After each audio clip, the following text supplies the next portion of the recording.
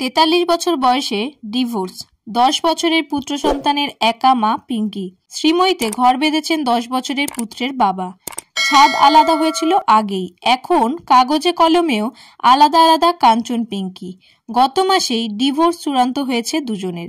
আর প্রেম দিবসেই শ্রীময়ীকে বিয়ে করে তৃতীয় বিয়ে সারলেন 53 বছরের কাঞ্চন। ভালোবেসে ডিভোর্সি কাঞ্চনের হাত ধরেছিলেন পিঙ্কিও, কিন্তু সেই সংসার সুখের হয়নি। কাঞ্চনের তৃতীয় বিয়ের মাঝেও সোশ্যালে বেজায় অ্যাক্টিভ পিঙ্কি। অভিনেত্রী সোশ্যাল মিডিয়া পোস্টে এক নেটিজেন পিঙ্কিকে খোঁচা দিয়ে লেখেন, এই বয়সে ডিভোর্সি হয়ে কেমন লাগছে।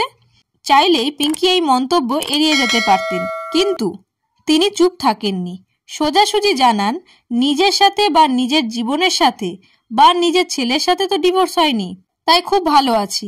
এই জবাব পেয়ে নিজের ভুল বুঝতে পেরে ক্ষমা চেয়ে নেন আর লেখেন, আপনাকে আঘাত করতে চাইনি। উত্তরে পিঙ্কি জানান, ক্ষমা চাইতে হবে না, আপনারা ভালোবাসেন বলেই তো এখনো মনের জোর হারায়নি।